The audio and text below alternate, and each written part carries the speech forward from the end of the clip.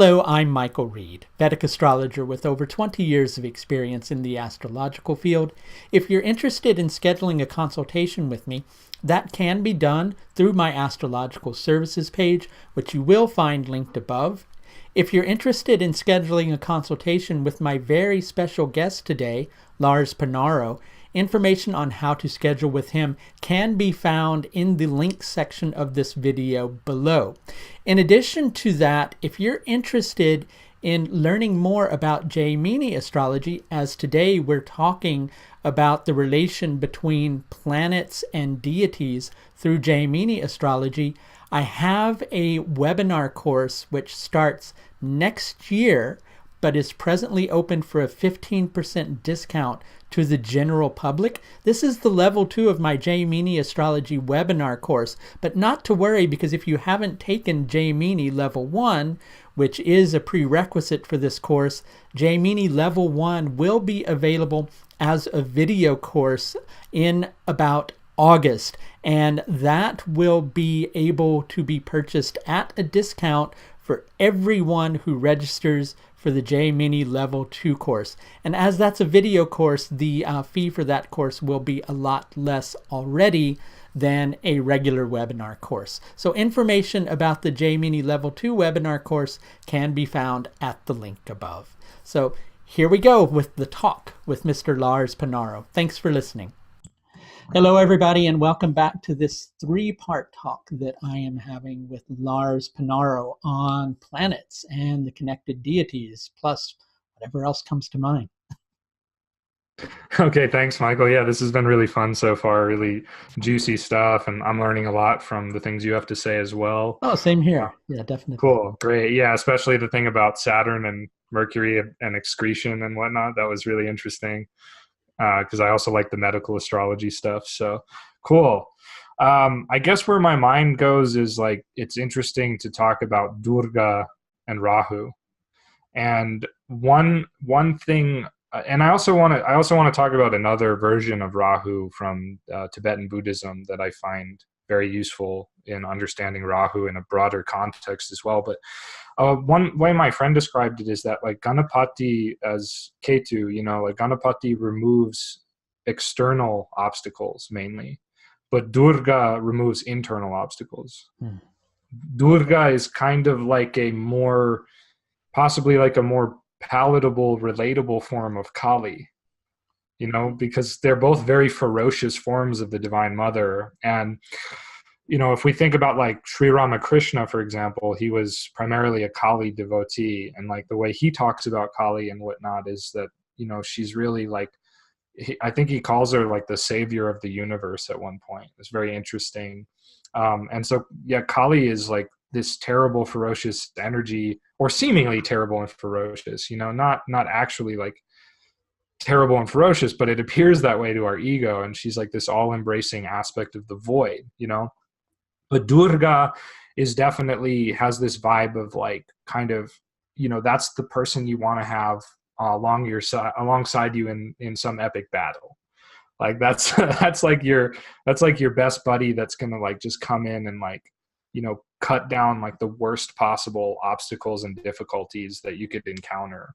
It's similar to when in the Battle of Kurukshetra, when Krishna is said to like intervene between Bhishma and Arjuna, he like picks up the wheel of the chariot and he's about to like smash Bhishma.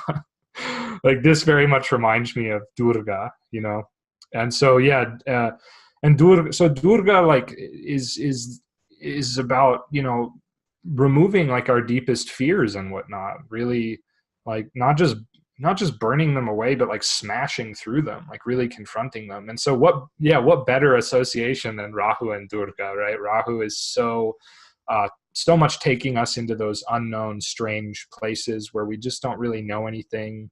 It's shadowy, it obscures our vision, right? But it sort of like pulls us like some kind of like silver cord through darkness. It's just like, I can't stop. I have to keep going.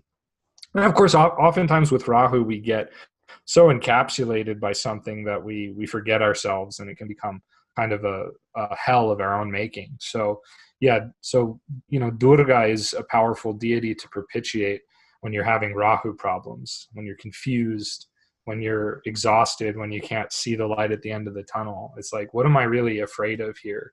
And so that's very much a Durga thing. And then in Tibetan tradition, Rahu is called Rahula, and it's like this big fiery demon looking thing. It's just completely on fire. It has a bow made of serpents that it shoots fiery arrows out of. And it has two faces. It has its head and it has this big face mouth on its stomach. And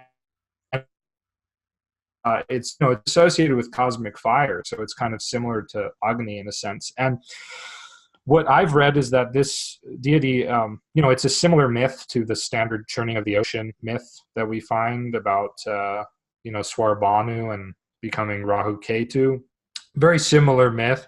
But then eventually this Buddha called Padmasambhava is said to have subjugated Rahula and made him a Dharmapala, which is a protector of the Buddha Dharma, the teachings of Buddha. And so Rahula is propitiated to remove the effects of negative planetary influences for the Tibetan astrologers. So it's so interesting, because we oftentimes think of Rahu and Ketu as being, separate entities. And this is something I've talked about a lot, that they're really kind of more one entity. They're this, Rahula with two faces. But it's so interesting how Rahula and Durga are, they're very similar in that respect. They you propitiate them to purify, to burn away, to smash through these negative karmas and samskaras and vasanas that are occurring, not as a result of the planets, but as symbolized by sort of the rigidity of the planetary cycles. And the nodes move retrograde, so they move against the grain.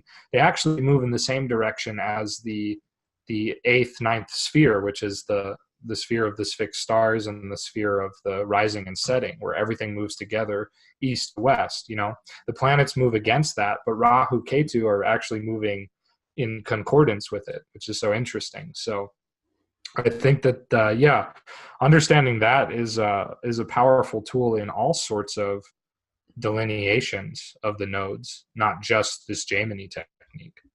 Definitely. And, there are all sorts of nodes in astrology. And I think a lot of times people are not really aware of that. Well, I think sometimes people are not really aware of what the nodes are. Well, the nodes in terms of Rahu and Ketu, and I always found this very profound too, is that you have the path of the sun, which from our appearance here on the earth, I love using my microphone as like my earth teaching point. The sun moves north and then back south. Now the sun relates to the Atman, or the soul of everything, including our own individual soul. And the moon is manas, or our sensory mind, and how we perceive things, or our experience of consciousness. And the path of the moon is about 5 degrees off that path of the sun. So there are 2 points where the path of the moon crosses the path of the sun. As the path of the moon crosses the path of the sun as it's journeying north, we have the north node, or Rahu. And when it crosses that, when it's going south, we have the south node, or Ketu. But what's really phenomenal about this is what the nodes actually are, is where the path of the soul crosses the path of our consciousness, which really makes a lot of sense from a karmic point of view. The nakshatras are actually another node too. And a lot of people don't know that. So there's a lot to really learn from that, which is the fact that the nakshatras are about how we grow our experience of consciousness. And the nodes are about that karmic path in general. So anything that kind of moves in that particular direction, like what you were talking about, has a phenomenal amount of significance for us as individuals in terms of our evolution. Wow. Yeah. Well put. I never thought about that. Like the path of the soul crossing the path of our mind. That's so good. That's just such a tasty metaphor there. It's Yeah. pretty phenomenal. Perfect. Like the whole symbolism with it. Well, Cool. thanks. Well, thank you for that. Yeah. Oh, thank you. And thanks for coming on. I was just going to say, I think that kind of, yeah. Yeah, definitely. Thanks for Cool. coming on to the channel today. Do you want to tell people about how they can find you and schedule a consultation with you and all sorts of fun stuff. Yeah, great, sure. I am available for consultations through my website, which is just larspanaroastrology.com. I also have a YouTube channel, Lars Panaro's Heavenly Branches, Astrology and Tarot Can you on repeat that again? Facebook. Can I you also repeat have that a again, blog Lars? So, as Lars, well sorry and a to interrupt. Patreon. Oh, yeah, sorry. Sorry to Um, interrupt. You broke no up on problem. us Yeah, for a second. Can yeah, you remind my people of the connection. YouTube page again? Yeah, larspanaroastrology.com, and Heavenly Branches is on Facebook and on YouTube as well, Heavenly Branches.